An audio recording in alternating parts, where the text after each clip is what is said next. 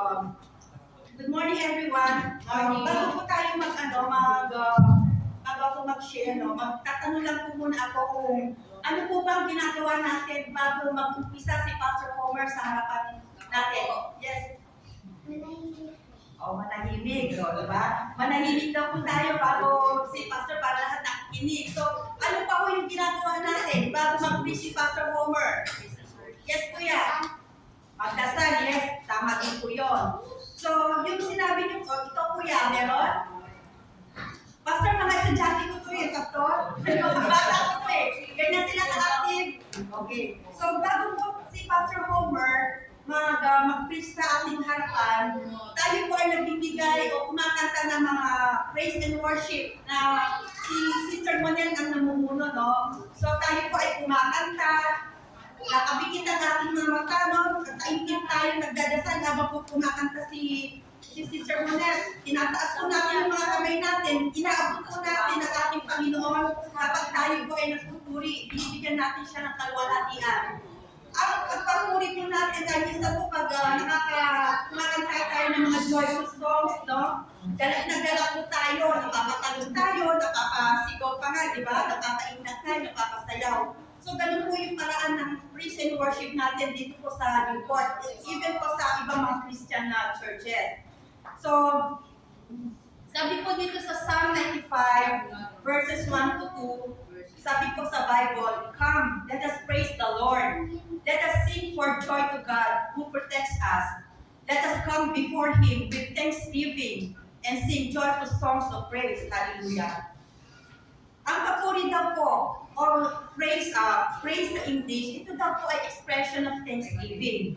Ano po ibig sabihin nun? Nagbibigay po tayo ng pasasalamat sa Panginoon sa lahat ng mga bagay na ginawa niya sa atin, sa lahat ng mga biyaya niya, at ang isa po sa pinaka-importante na dapat natin pasalamatan ay yung binigay niya ang ating Panginoong Jesus para to redeem us from our sins, para ang kasalanan natin ay si Jesus Christ ang tumanggap. Hindi dapat tayo ang nagsasuffer ng ganun, kundi inako lahat ng ating Panginoong Jesus yon. Second, meaning ng phrase po, no? Praise is a declaration of God's attributes and great glory. Ano po ba ang mga katangian ng ating Panginoon? Mga bata, ano po yung mga katangian ng ating Panginoon? Yes, ang ating Diyos ay may pagmahal. Our God is faithful. Our God is loving. Our God is mabuti. Ang ating Diyos ay mabuti. Our God is great. Siya ay dakila. Yes, tama po. Siya ay matulungin. Siya ay tumutulong sa atin sa lahat ng mga problema natin. Our God is all-knowing. Our God is all-powerful. He is everywhere. God is everything. Tama po yun. Tama po lahat ng mga sinabi nyo. So, we do praising through music, song, exaltations, and shouts of joy. We honor God at all times.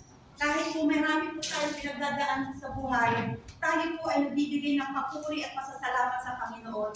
Dahil siya po ay nagagalak every time na nagpupuri tayo. Ito po ay mababango sa kanyang pandinig. No? So, God is pleased every time we give Him praise and glory. So, siya dapat lang po ang dapat binibigyan natin ng kaluwalhatian. Ang tanong po, bakit po tayo nagpupuri? Sino pang gusto sumagot? Bakit daw po tayo nagpupuri? Very good. Ang active na pastor, di ba? Sa susunod siya nagtatayo dito. Okay, di ba? Why do we praise? We praise God because the Lord is a great God, the great King above all gods.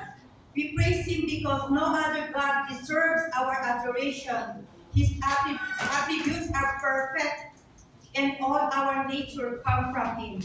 Sabi po sa Psalm 95 verse 3, "For the Lord is a mighty God, a mighty King over all the gods." Dinadakila po natin ang ating Diyos, pinupuri po natin siya dahil siya po ay banal, siya po ay dakila. Wala pong dapat mag-receive ng ating adoration at papuri kundi ang Diyos lamang. Hindi po yung mga Diyos-Diyosan, hindi po ang pera, hindi po ang success, ang kain natin, ang trabaho. Si God lang po. He deserves all our adoration and thanksgiving. Wala na pong iba. Second lang po ang ating pamilya, ang ating asawa at mga anak. We should love God first. Sabi nga po, di ba, sa Bible, we should love God first. Siya po ang dapat natin unahin. Sa pagising sa umaga, we should praise God. We should give Him thanks. Pagising, Lord, thank you for this new morning. Thank you, Lord, sa panibagong buhay ka. Salamat, Lord, sa kalakasan. We should give God all the praise and glory sa pagising pa lang, sa pagmulat pa lang ng ating mga mata. Number 2, second po, we praise God because the Lord is the creator of all things. Sabi po sa Psalm 95 verses 4 to 9, or 4 to 5, He rules over the whole earth from the deepest caves to the highest hills. He rules over the sea, which He made, the land also which He Himself formed. We praise Him not only because no other God deserves it. God deserves our highest adoration because He created. And when we think of God as creator, we must also acknowledge Him as the sustainer. The mountains and the seas are in place because His hands all the things and moves all things. Sabi po rito, dapat po natin purihin ang Panginoon dahil Siya po ang may gawa ng langit at lupa. Siya po ang gumawa sa atin. Lahat po ng nakikita natin sa ating paligid, si God po ang gumawa niya. So our God deserves our highest praise and adoration. So siya po ang gumawa sa atin. Kung si God po ang creator ng heaven and earth, isipin din po natin na siya ang sustainer. Ano po ang ibig sabihin ng sustainer? Siya po yung tagapagsunod. Ibig sabihin po, kontrolado niya po ang lahat. Kung yung ano po, yung itong bundok na to, ililipat niya po sa Mindanao, kaya-kaya pong gawin ni Lord yun, kasi po siya ang gumawa nun eh. He takes control of everything, kaya niya pong pagalawin ang mga dagat. Kung naalala niyo po yung sa kay Moses, nung nag-escape sila sa Egypt, di ba patawid po sila, kasi tawag to yung hinahabol na po sila ng mga Egypto, di ba po, ng mga Egyptians. So ano nung ginawa ni God? Di ba yung parang dagat is hinati niya sa gitna para makatawid ang mga tao. So ganun po, no, yung ganun kadakilang ating Panginoon, kaya niya pong kontrolin ang lahat. Ngayon, kung si God po ang creator ng heaven and earth, isipin din po natin that God is the creator of our own, very own salvation. Sabi po sa John 3:16, for God so loved the world that He gave Jesus Christ to save us from our sins. Ganun po tayo kamahal ng ating Panginoon. Binigay niyo po sa atin si Jesus Christ to save us from our sins. Siya po ang creator ng ating salvation. So praise God for being the creator of everything. So sabi rin po rito na God is not only creator of nature but also creator of our very own salvation. We praise Him also because He continues to do mighty deeds. Dakila po ang Panginoon. Sa Psalm chapter 150 verse 2, praise Him for the mighty things He has done. Praise His supreme greatness. Praising and worshiping God is life-changing. God uses it to transform us more into His likeness. It causes the Holy Spirit to grow within us and change our hearts and minds. By praising and worshiping God every day, we can move into the life we desire to have with God by our sides. Kung may mga pagkakataon po tayo na marami tayong pinaranas sa mga problema, na dapat po tayo maging grateful po kasi hindi po ito ibibigay ng Lord kung hindi po natin kaya. Alam ni Lord na kaya na natin to. Ang gusto lamang po niya ay mag-rely tayo sa Kanya, abutin natin siya. So, ang mga pagsubok ko sa buhay, binibigay po ito ni Lord upang tayo ay maging matatag, maging mas faithful sa Kanya, upang tayo ay baguhin, ayusin niya. Binibigay ni Lord ang mga pagsubok natin na ito upang isang araw ay bigyan natin siya ng isang pinakamataas na papuri at pasasalamat. Ito po ang ating magiging testimony sa bawat isa. Kung kayo po ay nakaranas ng mga problema at nalampasan niyo, wag po kayo nahiya na mag-share sa mga kapatiran o sa iba pa kung gaano kadakila ang ating Panginoon. Kasi po ang ating mga testimonies po, ito po ay napakasarap pakinggan para sa ating Panginoon. Siya po ay nabibigyan natin ng kaluwalhatian. Hallelujah. As we continue to grow in our Christian lives, we must learn to walk closer with the Lord Jesus Christ. Our intimacy with Christ increases as we dwell on His Word and as we meet Him in prayer. But there is one more way in which our heart and mind stays with God, and that is through praise and worship. It is our supreme duty for all eternity to give reverence and adoration to our Lord, not only for what He has done, but for who God is. But praise and worship is not only found in the form of words or songs, but it is seen in our life. Praise and worship is another ingredient for a victorious Christian life is to become a lifestyle. Maging lifestyle na po natin, parte na po ng buhay natin, ang pagbibigay ng papuri sa Kanya. Sa pagkising sa mga umaga, tayo po'y magdadasal, magbibigay ng papuri sa Panginoon. Magbabasa po tayo ng Kanyang mga salita. Ito po ay parte na ng lifestyle natin, no? So, try niyo po gawin mga to. Try niyo po gawin. Pag nakalimutan niyo po isang araw ang mag-praise and worship, o makalimutan niyo po ang magbasa ng salita ng Diyos, mararamdaman niyo po na may kulang sa buhay niyo. Iisipin niyo, one thing is lacking, sabi niyo, one thing is missing. Ano po ang, isipin niyo po, ano po yung na-miss niyo, ano pang na-miss niyo sa araw na yun? Nakalimutan po magbigay ng papuri sa Panginoon. Kasi po, ito po ay magiging lifestyle na natin. Kagaya po ng mga batang to, habang sa kanilang paglaki, dapat imulan pa lang sila sa edad nilang yan, para sa kanilang paglaki, dala-dala na nila yan hanggang pagtanda. I-share ko lang po, no? I-share ko lang po. Ito po yung lagi kong kinikwento ko na pastor. Kasi po ako lumaki po sa lola ko sa Santa Ana. Ang lola ko po isang Christian po. Nag-praise and ano po siya, doon po siya sa Cathedral of Praise. So, nag-isip po ako one time, madaling araw. Sabi ko, ano ba ito? Ang ingay-ingay. Akala ko may mga nag-aaway sa kalsada nung kailan na palabas ako. Pero wala namang tao dahil tahimik na. Pagtingin ko po doon sa kwarto, nakita ko ang lola ko, alas 3 na madaling araw. Siya po ay nananalangin, nagpupuri sa Panginoon. Thank you, Lord. Sabi ko, so doon ko po nakita ko pa ang lifestyle ng lola ko. Doon ko po nakita kung paano siya manalangin, magpuri sa Panginoon. Sabi ko, Lord, ngayon ko na-realize na malaki na ako noon. Nung tumanda na ako na-realize, Lord, thank you kasi binigyan mo ako ng isang lola, ng isang Kristiyano. Namulat po ako sa ganung gawain. Kaya sabi ko sa buhay ko, ganito rin ang gagawin ko.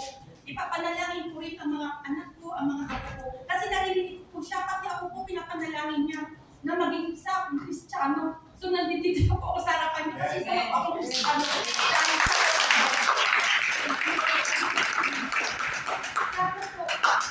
Tapos binigyan niya ako ng isang lola na gano'n. Hindi ko makakalimutan yun. Maliit lang po ako, mas maliit pa ako sa kanya. Nakikita ko si lola kung paano siya magbigay ng papurit ko sa salamat sa Panginoon.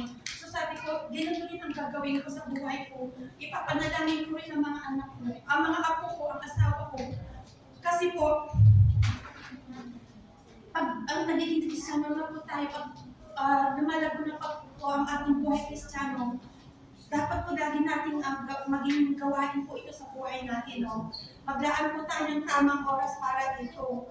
Kasi po ito po ay nagbibigay ng kaluwalhatian sa ating Panginoon. Huwag po natin kalilimutan to. Sabi po sa Psalm 103, let all that I am praise the Lord. Yes po, kahit ano po tayo, lahat po ng nilalang, lahat po ng may nilalang, magpuri sa Panginoon. Share ko lang din po, no? Ito po yung sa mga nangyari sa buhay ko. Sa tandaan ko na po, marami po akong pagsubok na dinaanan sa buhay. Kung kayo po nahirapan kung ngayon sa buhay nyo, dinanas ko rin po yan. Nung malilit pa po yung mga anak ko, ang asawa ko po sundalo, tumigil ako ng pagtatrabaho kasi kailangan ko sila tutukan na, no? Yung mga anak ko po nag-aaral, ang sweldo ng asawa ko po magkano lang. Naalala ko po, hindi ko po makakalimutan. Sa sobrang dami po namin ng loan dahil nag-tuition ng mga anak ko, imagine niyo po, sa isang buwan na sinusweldo na ng asawa ko is 700 pesos. Saan po makakarating ang 700 pesos? Sa isang buwan, nagbabayad po ako ng service, ng tuition, ang baon ng mga anak ko. May mga projects, sabi ko, saan ko kukunin ko? Sabi ko, Lord, please provide all the finances na kailangan ko i-provide ko, Lord. Yung pambayad ko sa bills, yung tuition, sabi ko, Lord, bigyan mo ng talino kakayahan ng mga anak ko. anak ko mamamodemo sa pag-issue. And God answered all my prayers. Tatlo po kong anak na bigyan. Kahit yung gusto ko may scholarship, may discount. Yung tatlong anak ko po, nakatapos po ng scholars po. God gave them wisdom and knowledge na hindi din po sa Panginoon. I praise God for that. Nagkasakit po ako sa COVID 2021. Sabi ko, Lord, pagalingin mo ako. Nanalangin ako, pagalingin mo ako, Lord, kasi may purpose pa ako. Gagamitin mo ako mightily. You will equip me with your words. Gagamitin mo ako mightily. And I praise God, pinagaling niya ako. Nandito na po ako sa harapan niyo.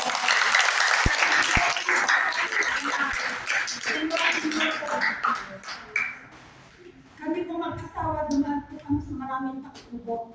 Kasi po nag-asawa po ako ng maaga. So hindi ko pa, kumbaga, hindi pa ako nakaipon financially. Hindi po nakaipon ng asawa ko financially. So, siyempre, isip bata lagi po kami nag-aaway ng asawa ko. Wala po kami peace of mind sa family. Magulo po ang aming relasyon, magulo po ang marriage namin. Sabi ko, Lord, I pray. Kahit asawa ko po ang may pagkukulang, kahit asawa ko po ang may kasalanan, may ginagawang masama. Pero ako po nanalangin. Sabi ko, Lord, I pray, baguhin mo ako. Ako po, Lord, baguhin mo ako. Hindi ko, Lord, ako po ang baguhin mo. Tulungan mo ako, Lord, na maging mabuting tao. Tulungan mo ako, Lord, na maging mabuting asawa sa asawa ko. Tulungan mo ako, Lord, na maging mabuting ina sa mga anak ko. Lord, tulungan mo ako na magpatawad sa mga tao na kasakit. Tulungan mo ako, Lord, na patawarin ang asawa ko at baguhin mo siya rin, Lord. God answered my prayer. Binago na po ko. And sa ngayon po, 32 years na po kami nagsasama.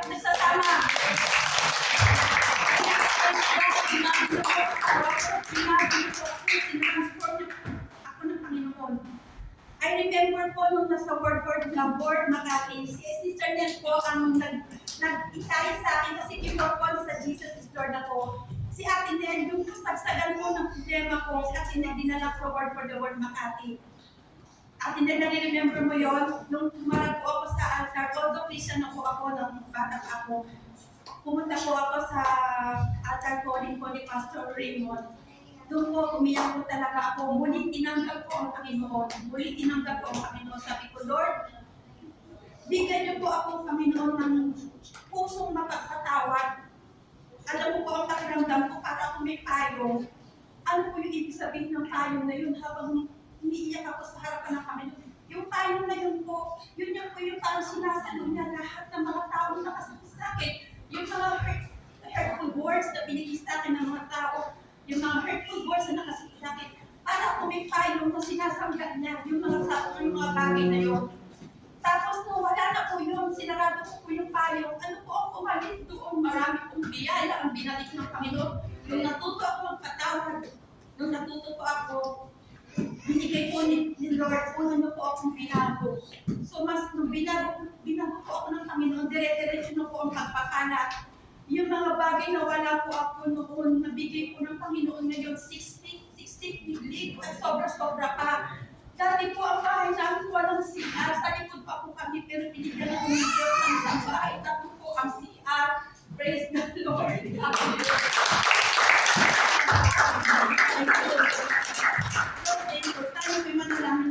Hallelujah, Jesus, Lord. We thank you, Lord, for everything. We thank you, Lord, for the Holy Spirit. Hallelujah, Jesus, Lord.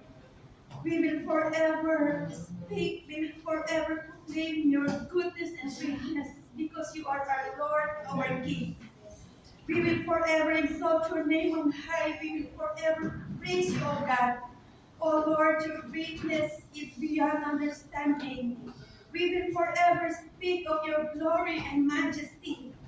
Your rule is eternal and you are King forever. Lord, thank you for everything. You are a good God. You deserve our highest praise and glory. In Jesus' name we pray. Amen.